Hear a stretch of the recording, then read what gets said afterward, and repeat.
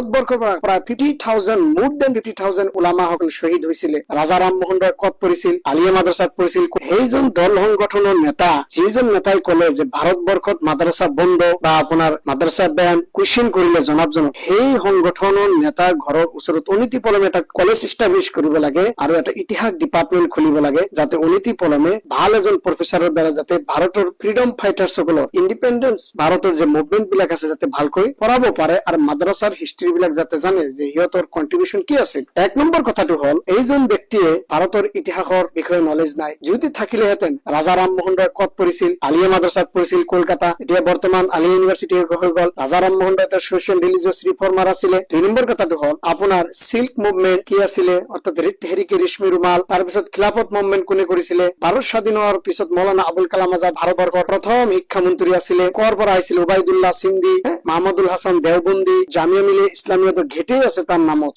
এই হিষ্ট্ৰীৰ বিষয়ে নাজানে। ভাৰতবৰ্ষৰ পৰা প্ৰায় 50,000 more than 50,000 ওলামা সকল শ্বহীদ হৈছিলে। গুৱাহাটীৰ পৰাও আছে, কামৰূপৰ পৰাও আছে। এই বিষয়ে যে নলেজ নাই, তেওঁ নলেজ দিব লাগিব। কন্ট্ৰিবিউশন যে ওলামা হজৰতুল মাদ্ৰাসাৰ যি দেওবন্দ মুভমেন্ট কি আছিলে, আলিগড় মুভমেন্ট কি আছিলে নাজানে। এই মাদ্ৰাসাৰ যিটো কন্ট্ৰিবিউশন ওলামা সকলে যে মাদ্ৰাসা মহাত্মা গান্ধী, নেহেৰু, বি আৰ আম্বেদকাৰ সকলৰ লগত, সুভাষ চন্দ্ৰ বোসৰ লগত মিলি সেকুলাৰ এটা বনাই যে ভাৰতবৰ্ষ ব্ৰিটিছৰ পৰা স্বাধীন কৰিছে নাজানে। 2 নম্বৰ কথাটো হ'ল এইজন ব্যক্তি he doesn't know even the constitution of India ল।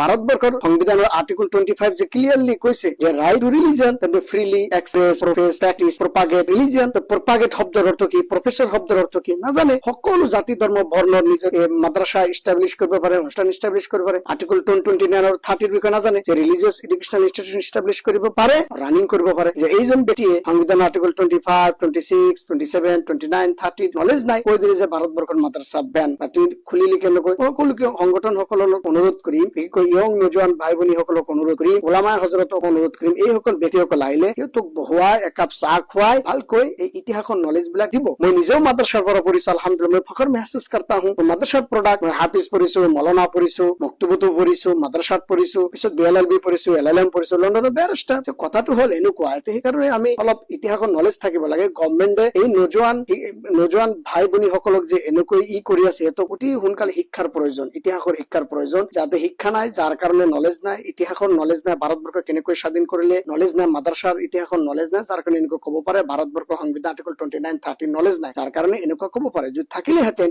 এনেকুৱা নকলেহেঁতেন। ভাৰতবৰ্ষৰ ক'ত মাদ্ৰাসা বন্ধ? দাৰুল দেওবন্দ আছে, জামিয়াতুল শেখ আছে, সেইবিলাক অসমতো আছে, জালালিয়া মাদ্ৰাসা আছে, বাসখান্দি মাদ্ৰাসা আছে। সেইগুলো বিষয়ে আমি জানিব লাগিব। ইতিহাস মাদ্ৰাসাৰ কন্ট্ৰিবিউশন যে আছে, প্ৰায় 60,000 ওলামাই হজৰত শ্বহীদ হৈছে এই দেশৰ কাৰণে। কোনো লগত মিলি এই দেশখন আজাদ কৰি একটা সেকুলাৰ দেশ বনাই থৈ গৈছে। জানিব লাগিব, বুজিব লাগিব, পঢ়িব লাগিব, নপঢ়িলে নহব। সেইকাৰণে কলেজ ইষ্টাব্লিছ কৰি এটা অতি সোনকালে ব্ৰুঞ্জি ডিপাৰ্টমেন্ট এটা খুলিব লাগে, ভাল প্ৰফেচাৰকে শিক্ষা দিব লাগে।